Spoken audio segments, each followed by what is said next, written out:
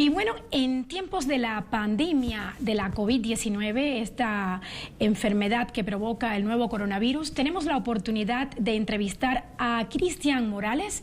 Este doctor es el representante aquí en México de la Organización Mundial de la Salud y también de la Organización Panamericana de la Salud. Doctor Morales, ¿cuáles son las recomendaciones de la OPS, la Organización Panamericana de la Salud, para evitar ser contagiado y contagiar?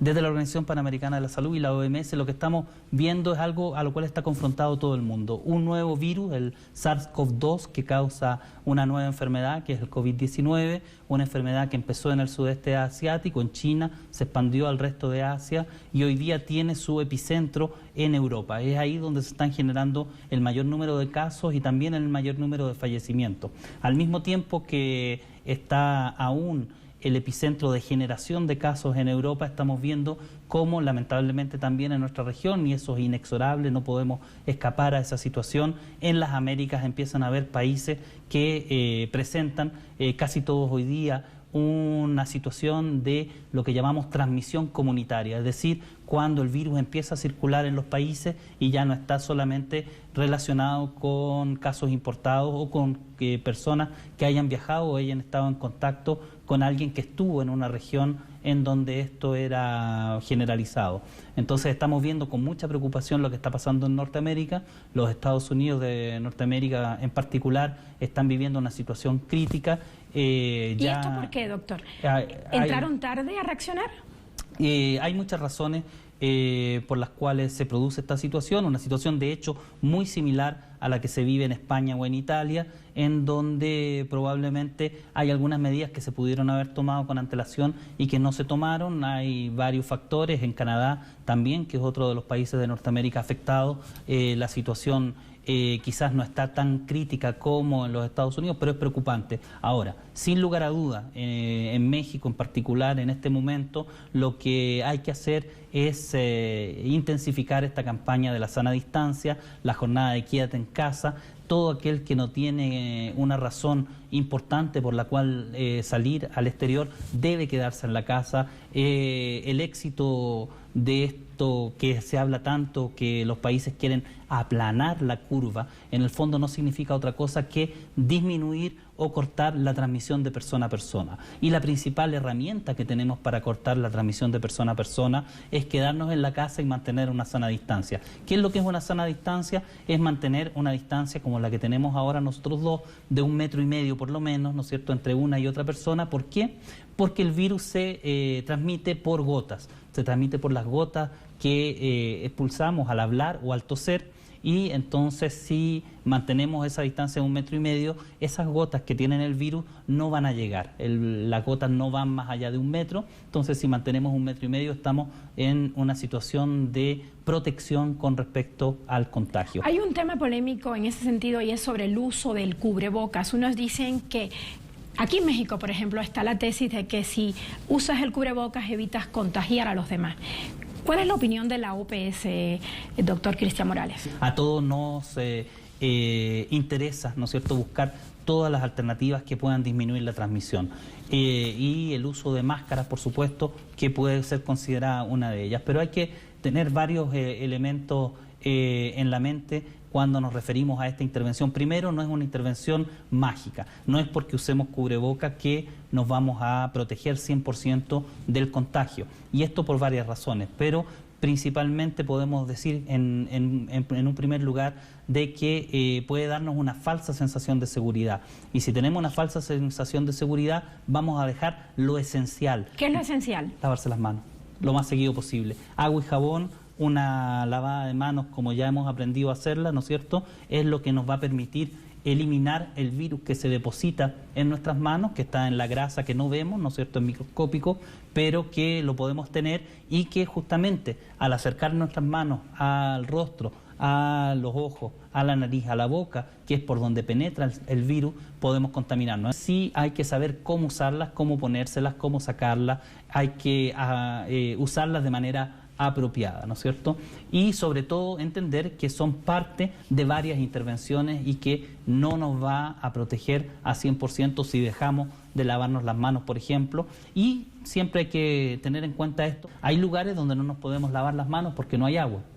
Hay países que tienen dificultad para tener acceso al agua potable o al agua que nos permita lavarnos, o cuando tenemos que entrar en una locomoción colectiva, ¿no es cierto?, aquí en México en el metro o en el camión, y bueno, no podemos mantener esta sana distancia de 1,5 metros, que es la que nos protege de mejor manera al contagio. En esos casos quizás es recomendable utilizar una máscara, pero no necesariamente una máscara médica N95, que son las que preferimos que los países guarden o reserven para el personal médico y para quienes en la casa, en la comunidad, tienen que cuidar de alguien con una sintomatología leve de COVID-19 y que están en casa. También hay un debate entre lo que es la persona presintomática y asintomática. Se dice que unos transmiten el virus, otros no. ¿Cómo si es asintomático yo voy a saber que esa persona... Ahora mismo usted y yo estamos en la entrevista, usted no sabe si yo tengo el virus, yo no sé si usted tiene el virus, pero estamos manteniendo una sana distancia. ¿Cuál es la diferencia entre el presintomático y el asintomático y cuándo hay que tener cuidado?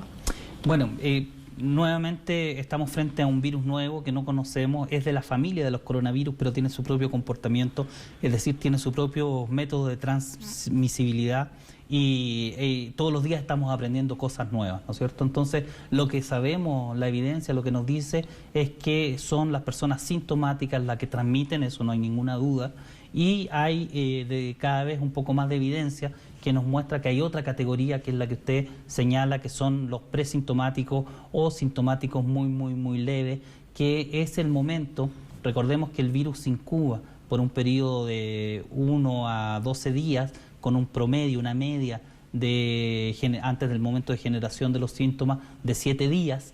Entonces, un día antes o 48 horas antes de ese momento en donde se empiezan a desencadenar los síntomas que podemos reconocer más claramente como del COVID-19, puede que tengamos algunos síntomas muy ligeros que ni siquiera los percibimos. En ese momento sí hay posibilidad de contagio. Entonces, ese es el gran desafío al cual hacemos frente, porque sería más fácil si solamente dijéramos que los sintomáticos transmiten, bueno, los sintomáticos y los presintomáticos, que pueden pasar casi, diría yo, por asintomáticos, también son un peligro. Entonces, lo importante para todos es quedarse en la casa, si tenemos que salir, mantener la sana distancia, si tenemos que estornudar, ocupar el estornudo de etiqueta, lavarnos las manos de manera frecuente y en la casa, en los lugares de trabajo, también tratar de lavar las superficies en donde el virus puede haberse depositado y quedar durante un cierto tiempo, ¿no es cierto? ¿Cuál es la diferencia en el comportamiento de la enfermedad en un joven diabético en relación con un adulto de 65 años o más? Nuevamente aquí estamos recabando información. Nosotros tenemos equipos que trabajan con redes de epidemiólogos y con redes de clínicos y con redes de científicos a través del mundo, ¿no es cierto?, que están intercambiando sobre lo que van observando en el terreno. Y en ese sentido todavía hay mucho que entender y que aprender del virus.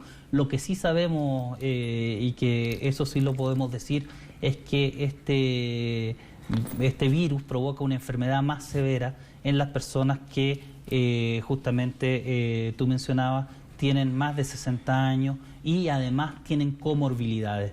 ¿Cuáles son estas comorbilidades principales? Son la diabetes, diabetes mellitus tipo 2 principalmente, la hipertensión arterial, el asma, las personas que son inmunosuprimidas, ya sea porque lo han adquirido por otro virus, que es el del VIH, por ejemplo, o porque están en tratamiento, digamos, con moléculas que lo inmunodeprimen, como son las personas que están en terapia anticancerígena. Entonces, esos grupos de población, por cierto, también las mujeres embarazadas, aunque no han sido un foco principal del virus, son siempre un grupo a riesgo. Entonces, estas personas que además suman una y otra comorbilidad, ¿no es cierto?, están más a riesgo que otras y desarrollan una expresión mucho más agresiva del COVID-19, que es la que lleva a la neumonía y eventualmente algunas de las personas que sufren neumonía y neumonías críticas, ¿no es cierto?, lamentablemente son las que fallecen. Sobre la vacuna, doctor Morales, ¿qué información nos tiene? ¿Cuándo la aprobarían? La buena noticia es que hay varios candidatos vacunales en este momento que se están investigando por diferentes equipos a través del mundo, ¿no es cierto?, en forma colaborativa, y es importante porque este COVID-19, esta nueva enfermedad, probablemente va a estar con nosotros, con toda la humanidad, durante muchísimos años, no se termina este año. Entonces, tener una vacuna en el horizonte es algo muy, muy importante. De hecho, es un llamado también para todos aquellos que pensaban o que habían escuchado estos movimientos antivacunas de ver cuál es el efecto de estar frente a una enfermedad y no tener una vacuna. Lo que queremos es una vacuna y esa vacuna se va a producir no antes de 12 meses, no antes de 12 a 16 meses, entonces va a estar disponible eventualmente y esa es la buena noticia. La mala noticia es que hoy día tenemos que enfrentar el brote actual sin vacuna y tampoco tenemos un tratamiento que a ciencia cierta, que con evidencia nos pueda demostrar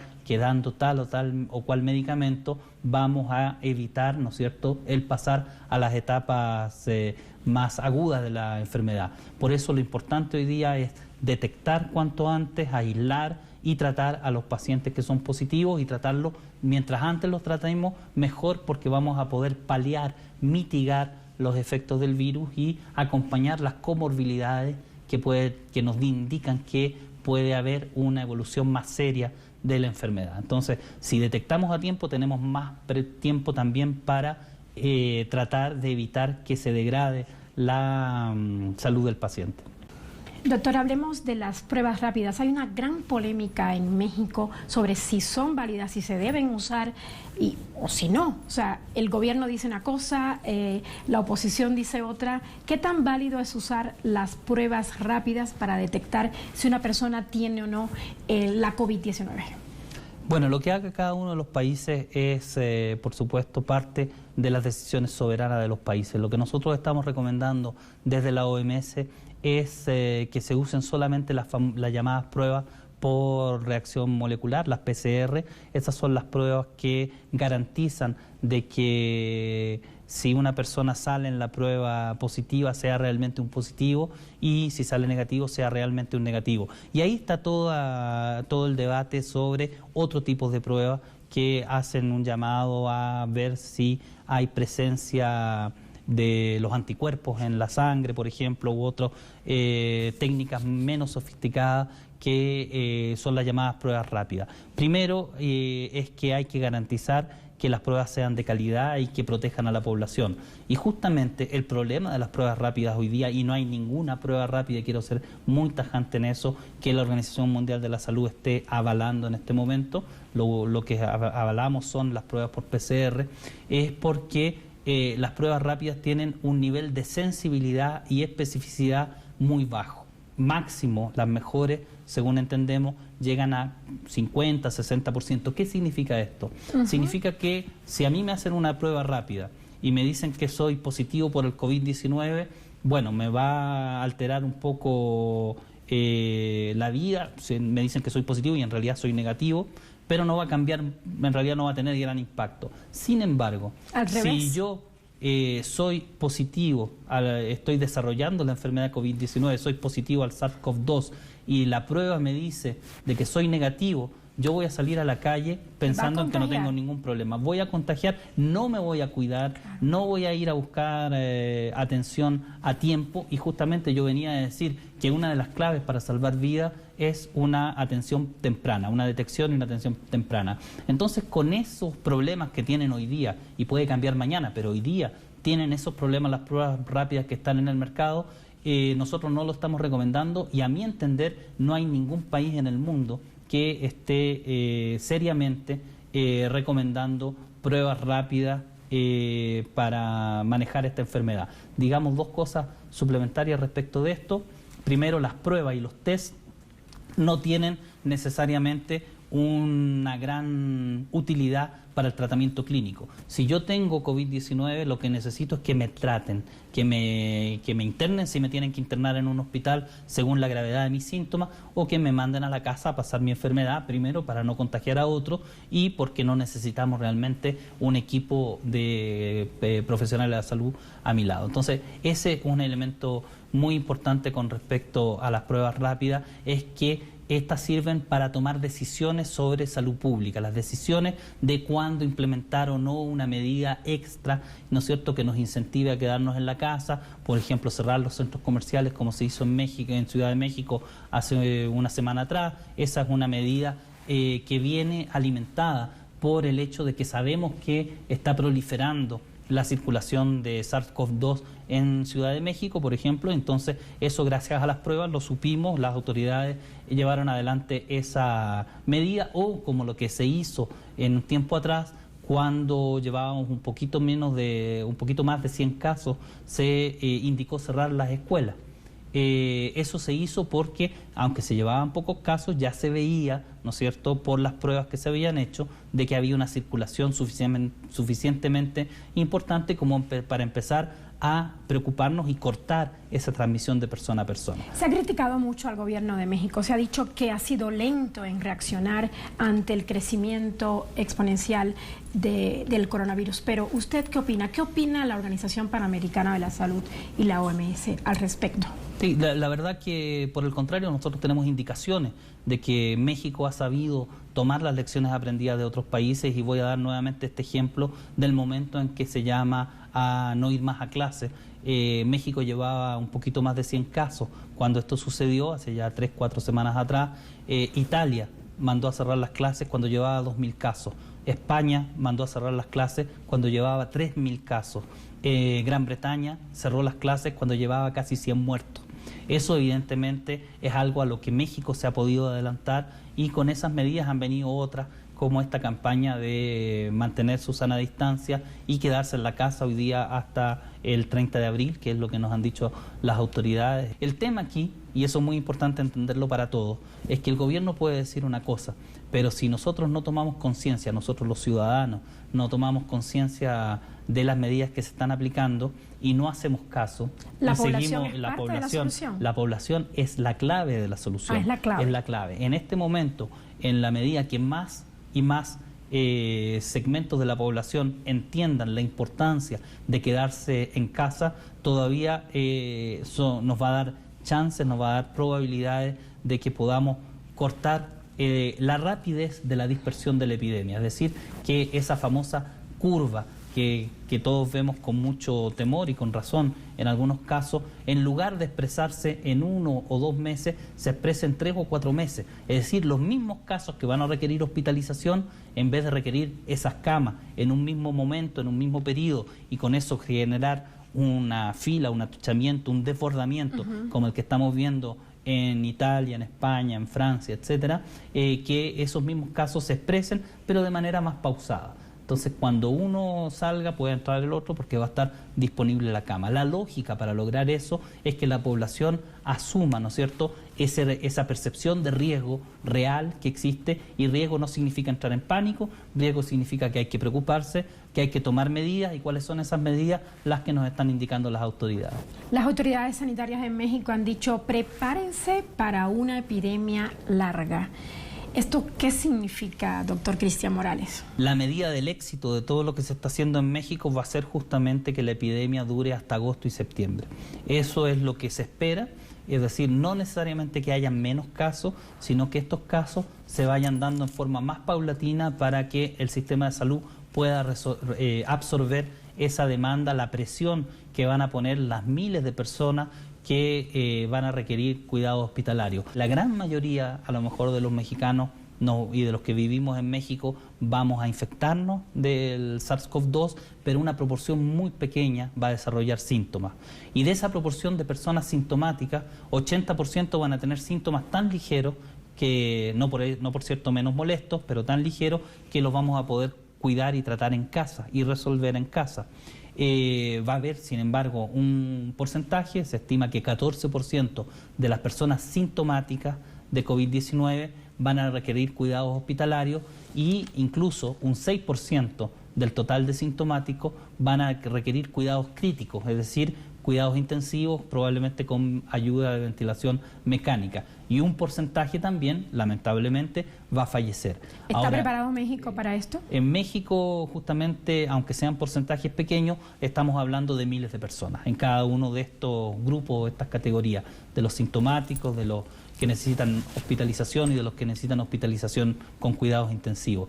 México está preparado, lo vamos a ver en las próximas semanas. Se han hecho las cosas correctas, se han tomado las medidas adecuadas, pero eso no garantiza que el sistema de salud no vaya a verse desbordado. Recordemos que México estaba, antes de esta epidemia o de la llegada de este nuevo virus, iniciando un proceso de transformación de su sistema de salud. Un sistema de salud universal, un sistema de salud con acceso a servicios de calidad, un sistema de salud que no discrimina por lo que tenemos en el bolsillo, que no discrimina por geografía, que no discrimina por razones étnicas ni culturales. Es un sistema de salud mejor preparado para enfrentar este tipo de situaciones. México estaba transitando, acelerando el paso en realidad, porque ya hace tiempo México venía tomando medidas, ¿no es cierto?, para avanzar a lo que nosotros llamamos la cobertura universal de la salud y el acceso universal de la salud, pero tomó medidas más radicales, ¿no es cierto?, para acelerar ese avance a un sistema moderno de salud universal. Y llega la epidemia justo al inicio de esa reorganización. Entonces, es importante considerar esos elementos. Yo creo que el sistema de salud en realidad está tomando y ha tomado las buenas decisiones para prepararse. ¿Va a ser suficiente? Es una pregunta que no podemos responder en este momento y que todos esperamos que sí, pero va a ser la realidad de las próximas semanas, de los próximos meses, la que nos va a decir si realmente se lograron los objetivos que eran los de salvar la mayor cantidad de vidas posible y mitigar los efectos del COVID-19. Nos queda un tema importante, doctor, porque se nos acaba el tiempo y quiero hablar, que hablemos sobre los medicamentos. Hay muchas alternativas de medicamentos. ¿Cuáles recomienda la OMS-OPS que usted representa aquí en México? ¿Y qué opinión tiene sobre el uso que se le ha dado al medicamento cubano que es el interferón alfa B2? Sí, esa es una pregunta muy importante, porque así como yo señalaba hace unos minutos atrás de que no contamos con una vacuna que nos pueda prevenir de la infección, tampoco contamos en este momento con un medicamento que a ciencia cierta, con evidencia, nos permita decir: usted toma este medicamento y la enfermedad no va a evolucionar hacia su fase crítica y no se van a producir fallecimientos. Eso en este momento no existe. Para justamente responder a esta pregunta, la OMS ha organizado un ensayo clínico, se llama Solidaridad, lo conocen mucho por el Solidarity Trial, por el inglés de las palabras, que es un ensayo clínico que va a estudiar en cientos y cientos, diría yo, miles de hospitales a través del mundo. En este momento ya hay más de 60 países que o son parte de este ensayo clínico o están haciendo las diligencias para ser parte, como es el caso de México, ¿no es cierto?, en donde se van a comparar 5 alternativas. La alternativa del cuidado que definen las autoridades locales de cada institución de salud, o sea, el tratamiento estándar que tiene ese hospital, versus el Redemsivir, o sea, tratar a los pacientes con este antiviral, Redemsivir, o tratarlo con cloroquina, o tratarlo con lopinavir, o tratarlo con una combinación de lopinavir e interferón.